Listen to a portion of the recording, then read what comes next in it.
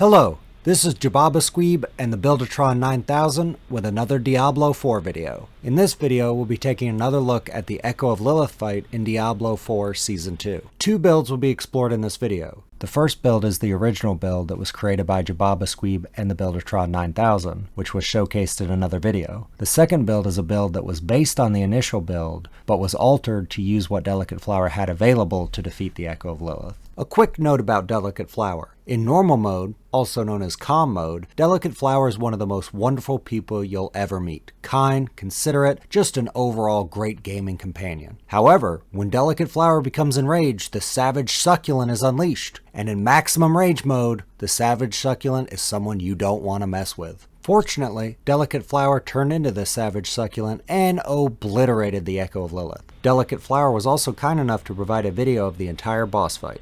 Delicate Flower used a Ball Lightning Sorcerer build very similar to the one used by Jababa Squeeb and the Buildertron 9000. As soon as the Echo of Lilith slams the ground, Delicate Flower activates Teleport to move in and begins attacking the boss with a combination of Chain Lightning and Ball Lightning. As the boss's health bar approaches half, Delicate Flower activates the Unstable Current's ultimate to increase DPS and the Ice Shield to improve energy regeneration. Delicate Flower evades the oppressors and defeats them quickly. When Lilith slams the ground and launches the triangular wave attack, the Flame Shield is activated at the perfect moment, and Delicate Flower avoids taking any damage from the boss. This was an excellent first phase. Delicate Flower took almost no damage from Lilith and displayed excellent movement and positioning. When Phase 2 begins, Delicate Flower immediately starts spamming Ball Lightning and Chain Lightning, then activates Ice Shield for the increased energy regeneration and activates Unstable Currents in order to do enough burst DPS to force Lilith to move to the top of the area. Delicate Flower continues to do as much damage as possible and then activates Flame Shield to move back to the center before the area under Lilith breaks away. Notice that Delicate Flower is always in position before Lilith reaches the destination. The Echo of Lilith can be a very hectic battle, so pre-positioning oneself is very important. If one is already in position, one has more time to react.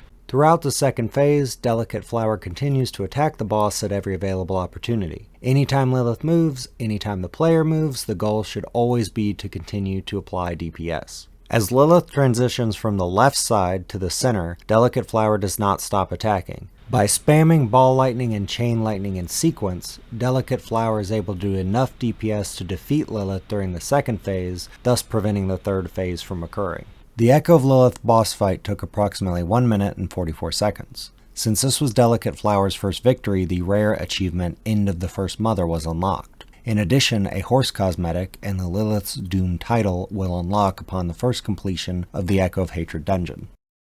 This section will provide a video comparison between Delicate Flower's build and Jababa Squeeb's build. 3 separate game captures of the Echo of Lilith boss fight will be running simultaneously. Each will be designated with a number. Number 1 will show Delicate Flower's first victory, which was shown at the beginning of this video. Number 2 will show Jababa Squeeb's flawless run that was showcased in another video. Number 3 will show a random Jababa Squeeb run that was done after helping a few people with the Echo of Lilith boss fight. In terms of overall effectiveness during the Echo of Lilith boss fight, these builds are quite similar, but there are some significant differences. The main difference between these two builds is that Delicate Flower's build does more damage, and Jababa Squeeb's build has better mana regeneration and cooldown reduction. It is important to remember that both builds are effective in defeating the Echo of Lilith boss fight. One very important consideration when choosing whether a build is right for you or not is how easy it is to use.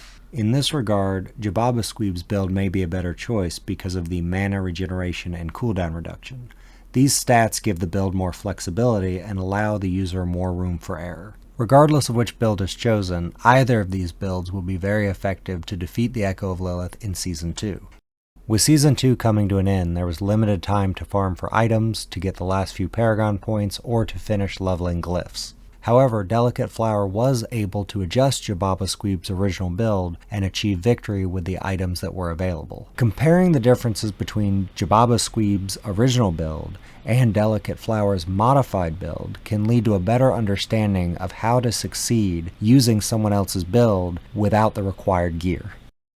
This section of the video will offer a brief build comparison between Jababa Squeeb's original build and Delicate Flower's modified build. In terms of the skill tree, the first difference between these builds is in the core section. specifically the Elemental Dominance passive and the Chain Lightning active ability. Both builds have the same number of skill points allocated to these skills. Jababa Squeeb's build gains a +2 to Elemental Dominance and a +3 to Chain Lightning from gear bonuses. In the defensive skills section, the Glass Cannon passive as well as the Teleport active ability vary based on gear stats as well. Regarding the Glass Cannon passive, Jababa Squeeb gains a +2 while Delicate Flower gains a +5, allowing Delicate Flower to do more overall damage. In addition, the Oculus unique wand allows Delicate Flower's build to gain a +12 item contribution to teleport, increasing damage. Ball Lightning is one of the main damaging components for this build. Jababa Squeeb has a +6, and Delicate Flower has a +4 from item contribution. However, Delicate Flower still does more damage than Jababa Squeeb from Ball Lightning due to other build characteristics. This is an important difference between the two builds, which leads to the next section of the video, which will focus on overall build stats and the differences between the builds. In this section, the overall stats between the two builds will be compared. Delicate Flower's build has significantly more raw attack power than Jababa Squeeb's build. However, Jababa Squeeb's build has more intelligence than Delicate Flower's. When more points are added to the intelligence stat, players gain more ability damage. There are many offensive stats that affect overall damage. For example, in Jababa Squeeb's build, the critical strike chance, critical strike damage, and critical strike damage with lightning are all higher. However, overall damage and overpower damage are better in Delicate Flower's build. In both builds, the Static Surge legendary node was used. As a result, vulnerability damage can be very important to the build. In this regard, Jababa Squeeb has the higher stat value. The damage with lightning stat is very similar in both builds. Delicate Flower's build has a higher damage with ultimate stat, which can significantly improve the Unstable Currents ultimate. However, Jababa Squeeb's build has more damage with mastery, which is very important because this build relies heavily on Ball Lightning. Due to differences in how the Paragon board is set up, Jababa Squeeb's build has damage with Crackling Energy, which can provide helpful DPS during the boss fight. But Delicate Flower's build has significantly higher damage versus close enemies, which can also be very effective during the boss fight. Since Lilith can one-shot the player with almost every attack, the defensive stats are less important. The utility stats, however, can provide significant advantages to the build and make the fight easier. Delicate Flower's build has slightly higher mana generation, cooldown reduction, and lucky hit chance bonus. Jababa Squeeb's build has slightly higher movement speed and two stats that Delicate Flower's build does not have: mana cost reduction and lucky hit mana. Paragon board layout and glyph selection are critical to any build in Diablo IV. Jababa Squeeb's build uses 6 Paragon boards, while Delicate Flower's build uses 5 Paragon boards. Paragon boards 1 through 5 are the same in both builds, with the same orientation. Paragon board 1, the default or initial board, is different in each build. In Jababa Squeeb's build, the intelligence nodes surrounding the glyph socket were selected, while in Delicate Flower's build it was the dexterity nodes that were prioritized. This change was required due to the glyphs that were used in each build. In Jababa Squeeb's build, the charge glyph was used, which increases crackling energy damage and increases overall damage when picking up crackling energy. In Delicate Flower's build, the territorial glyph was used, which increases damage to close enemies. Paragon board 2, or the Static Surge board, was selected for the Static Surge legendary node, which makes enemies vulnerable for 2 seconds and restores 10% of mana when using Chain Lightning after spending a certain amount of mana. The mana required, however, can be reduced by mana cost reduction bonuses. In Jababa Squeeb's build, only 84 mana is required, while in Delicate Flower's build it is the default 100 mana. The Static Surge board has the most intelligence nodes near a glyph socket, which makes it a perfect place for the Adept glyph, which increases mastery skill damage, and if the requirements are met, gives mastery skills 20% increased area. Since Ball Lightning is the main source of DPS for this build, the Adept glyph is a very important addition. In regards to Paragon board 3, the Enchantment Master board, both builds have the same rare nodes selected and use the Unleash glyph, which increases damage and mana regeneration after the player uses a certain amount of mana. Both builds have the same nodes selected on Paragon Board 4, the Frigid Fate board. It is important to note that this particular board was added to the build because of its ability to increase vulnerable damage through the weakness and oppressive nodes. Since Jababa Squeeb's build has a higher overall vulnerable damage stat, the Frigid Fate board benefits this build slightly more.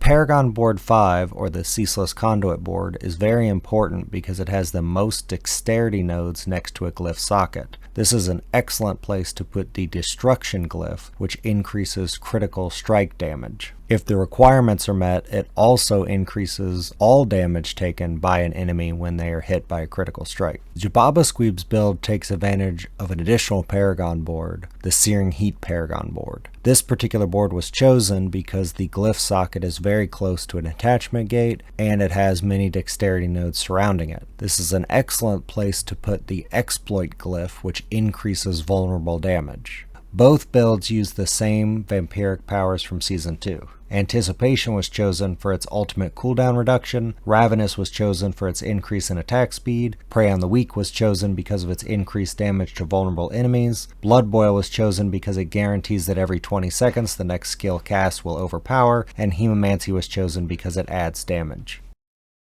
Neither of these builds requires any specific gear, however there are aspects and important stats that can come on the gear that can be very helpful. Some of the important stats from equipped gear can be main stat increases such as all stats, intelligence, or willpower, damage increases such as critical strike damage, damage to close enemies, mastery skill damage, ultimate skill damage, vulnerable damage, ability rank increases such as all mastery skills, ball lightning or chain lightning, and passives such as elemental dominance or glass cannon. In addition, mana increases such as cooldown reduction, mana cost reduction, and resource generation can significantly improve the build. Jababa Squeeb and Delicate Flower both use the same unique chest armor for the Sorcerer. This unique gives increases to the glass cannon passive as well as increases to the intelligence stat. However, the unique item itself is not required for the build. One of the most important stat increases for this build is ranks to ball lightning. Both Delicate Flower and Jababa Squeeb had +4 ranks to ball lightning on their equipped pants. Most aspects will gain a 50% increase if placed on an amulet. Jababa Squeeb placed the defensive aspect of the Unwavering, which gives a chance to reset the cooldown of one of the defensive skills every time the player takes damage. Delicate Flower chose to put an aspect that allows Chain Lightning a chance to bounce additional times. Both of the chosen amulets are very effective. Jababa Squeeb's amulet provides mana cost reduction, cooldown reduction, ranks to all mastery skills, and ranks to the elemental dominance passive. Delicate Flower's amulet provides ultimate skill damage, shock skill damage, as well as +3 ranks of the glass cannon passive, which significantly increases the damage of the build. The Flicker Step unique boots were equipped by both Jababa Squeeb and Delicate Flower because they provide decent stat increases for the build. Due to a lack of available options, Delicate Flower was forced to use the Oculus unique wand, which has a unique perk that allows the user to gain the effect of the teleport enchantment for free. It takes the player to a random location anytime they evade. During the Echo of Lilith boss fight, this mechanic will often place the player outside the ring of safety and into the instant kill area. However, Delicate Flower did an excellent job avoiding this issue by not using evade during the Echo of Lilith boss fight. The gravitational offensive aspect is a requirement for both builds because it allows ball lightning to orbit around the player and increases the damage dealt. Managing mana is very important during the Echo of Lilith boss fight. Both builds use 2 aspects to help with this. The first aspect restores mana anytime a cooldown is used. The other is the recharging resource aspect, which allows the player to gain mana every time Chain Lightning bounces. Jababa Squeeb's initial build and Delicate Flower's modified build are both very effective in defeating the Echo of Lilith boss fight. Comparing these two builds yields some interesting build considerations for future seasons. First of all, raw damage is not necessarily better than ability synergy in terms of total damage output. In addition, sacrificing some initial damage to increase attack speed can significantly boost total damage output. Another factor that can increase total damage output is increasing utility stats such as cooldown reduction, mana cost reduction, and resource generation.